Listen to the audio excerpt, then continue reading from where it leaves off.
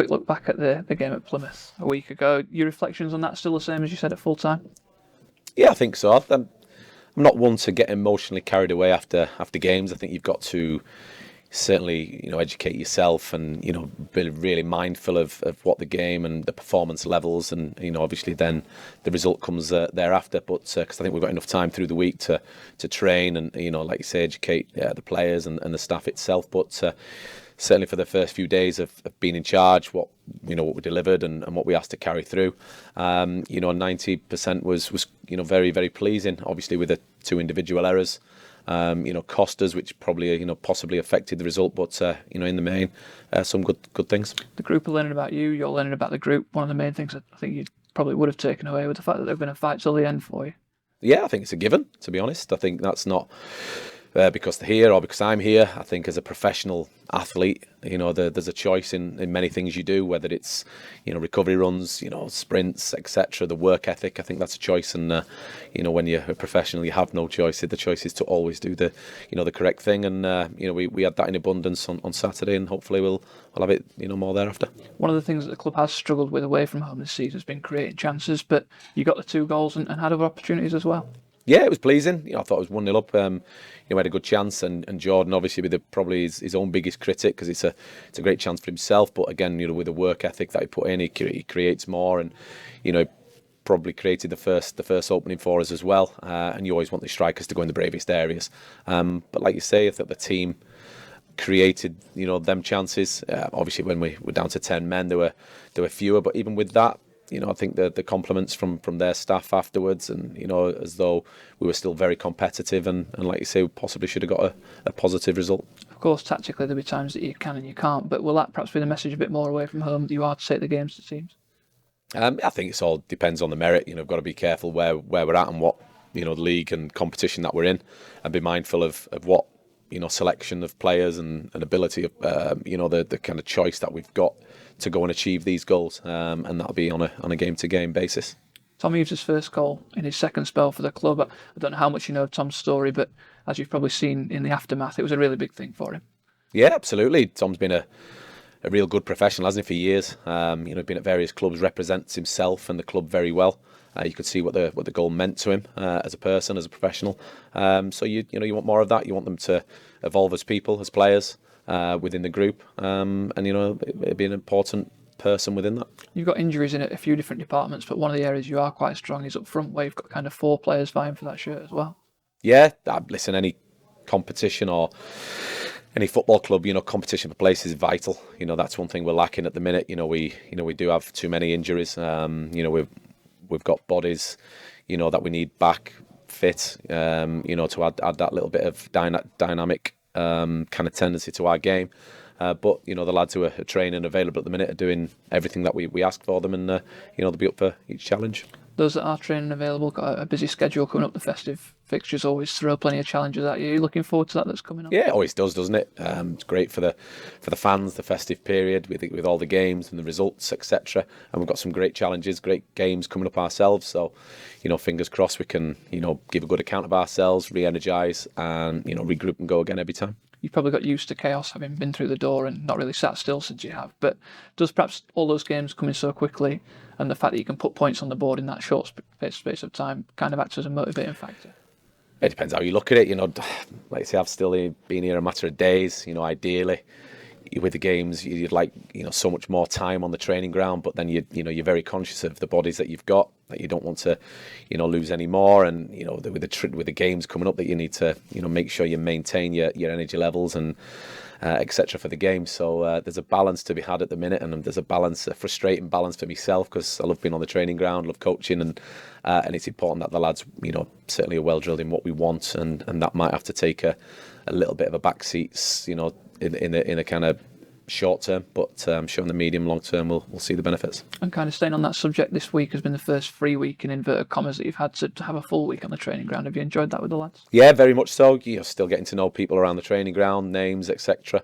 It comes off the back of a long trip and 3-game week at Plymouth, so again you're very conscious of re-energising and kind of getting then bumps and bruises to then try and train and get on the training ground towards the latter part of the week, and look forward to to another busy schedule. A bit of time's passed since we last asked for a bit of an injury update. Is there any good news on that front at the moment going into the weekend? I think we are where we are. It's a daily thing for us at the minute, where the squad's at, with where individuals are at. So, although we want to put pressure on certain areas and departments to kind of, uplift and kind of come forward, you're always mindful that, these lads are professional athletes, and they need to make sure they maintain a high level, because once they're back, we don't want them, out again. We want them to maintain and to be available. There's plenty of rough and tumble in any championship game, but any ill effects from the weekend down at Plymouth? Let's just obviously a couple with Daniel, and we're still carrying a couple, so we'll see going into later this afternoon or tomorrow morning. Last time, since we've last spoken to you, you've managed to add Rob Kelly to your coaching staff. Why have you brought Rob into the club?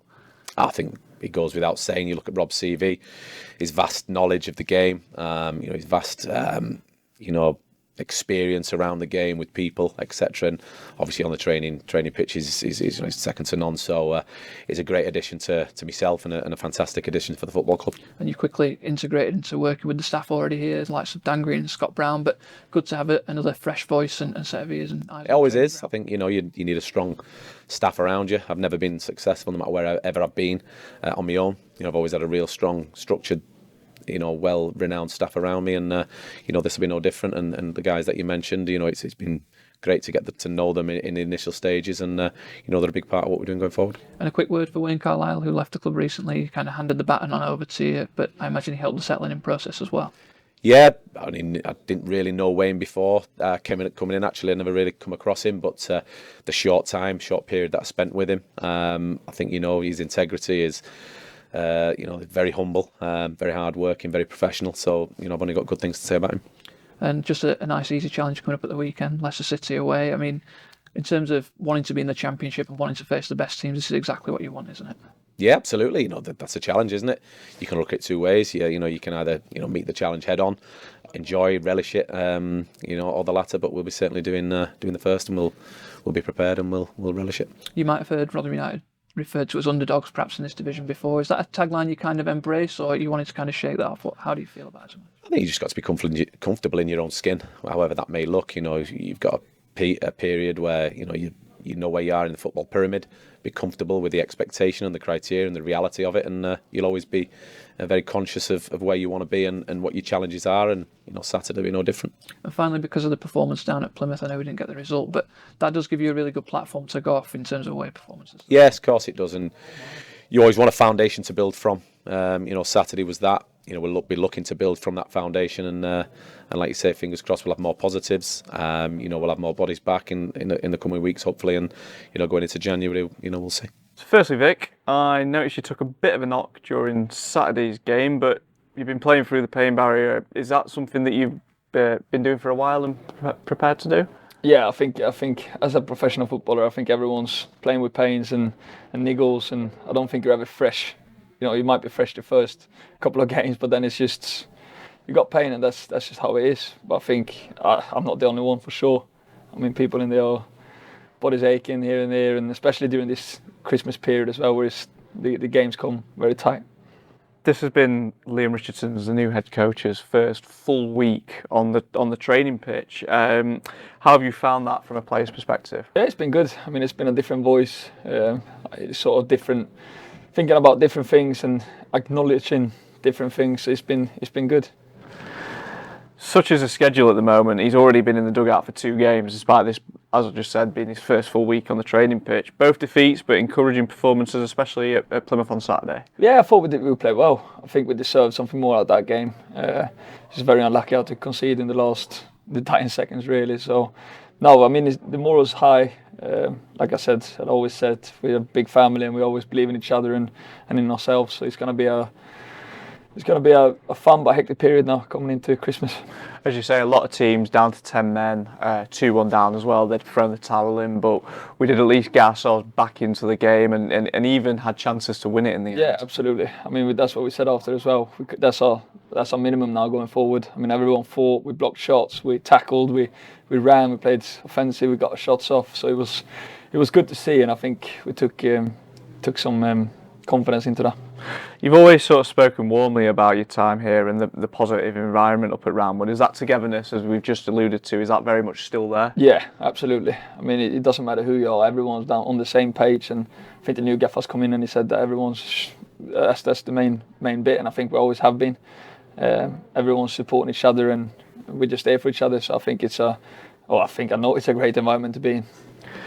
There's a big task ahead of us, given the league table at present and the current gap to safety. Do you and the rest of the lads in that dressing room, do you still believe that our fortunes can be turned around? 100%. I mean, it's only 9 points to safety at the moment, and we just need to focus on ourselves. You know, we know what we're capable of, and we just need to show it now, and we need to kick on. I mean, the performances are starting to get there. We just need to get the points on the paper as well.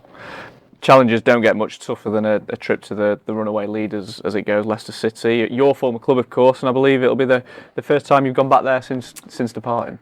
Yeah, it is. Yeah, it'd be good to come back and see some old faces there and stuff. But it's, we've got an important task, as you say, and we're concentrating on the game.